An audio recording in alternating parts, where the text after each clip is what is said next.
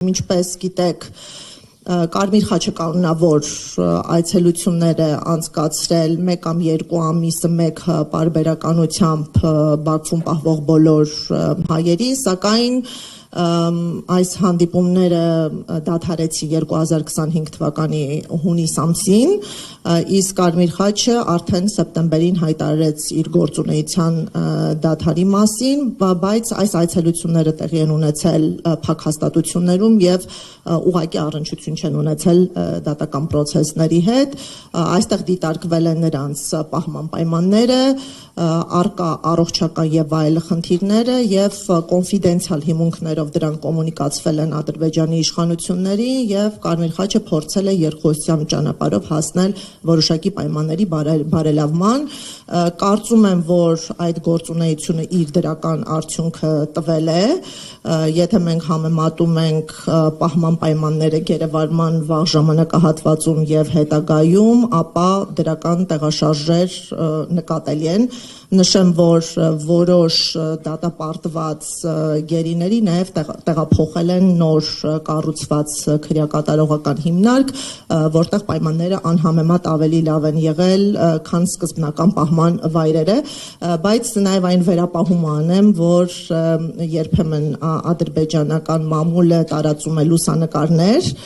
որտեղ իբր հիմնական հիմունքներով պահվում են հայերը, դրանք իրականում լուսանկարչական նկատառումներով առանձնացված սենյակներ են, որտեղ հայ բանդարկյաններին այցելում են ադրբեջանցի պաշտոնյաներ եւ դրանով ներքին լսարանին ցուցադրում են, որ մարդասիրական նորմերը Ադրբեջանում պահպանվում են, այս ճանապարհով փորձ է արվում նաեւ բարձրացնել նրանց օմբուդսմենի դերը հայ պատանների իրավունքների պաշտպանության հարցերում եւ մենք այս գործընթացի եւ Կարմիր խաչի գործունեության դադարեցման միջև նաեւ կապեր ենք տեսնում, այսինքն մի կողմից փակվում է Կարմիր խաչը, մյուս կողմից կադրեր են թողարկվում, որտեղ օմբուդսմենի այցելությունները դիտարկվում են որպես փոխարինող արդյունավետ միջոցներ, մենք այս մոտեցումը ընդհանրապես չենք կիսում եւ մեր միջազգային գործընկերներին էլ տեղեկացրել ենք, որ օմբուդսմենական ինստիտուտը Ադրբեջանում անկախ չէ, անկախության փարիզյան սկզբունքներին չի բավարարում եւ որևէ աջակցություն այս ինստիտուտի կողմից չի կարող բավարար լինել։ Նշեմ, որ արդեն նոյեմբեր ամսին դատական նիստերը թևակողեցին եզրափակիչ փուլ, որտեղ մենք լսեցինք նաև առաջարկվող պատժատեսակները, բոլորի առնչությամբ պահանջվեց ղեկավարության ցմահազատազրկումը, միայն օրենսդրական հանգամանքով պայմանավորված 65 տարին լրացած երկու ռազմաքաղաքական ներկայացի առնչությամբ պահանջվեց 20 տարի ազատազրկումը։ Եվ մենք նաև հոկտեմբեր ամսին ունեցանք կարևոր զարգացում, երբ Ռուբեն Վարդանյանը հրաժարվեց մասնավոր փաստաբանի ծառայություններից, հստակ ներկայացնելով շարժառիթը, դա կապված էր պաշտպանությունը կազմակերպելու անհնարինության հետ, ըստ էության 400 հատորը գերազանցող ծավալի նյութեր էին ներկայացվել, որը գերազանցում է 100,000 էջը, ընդ որում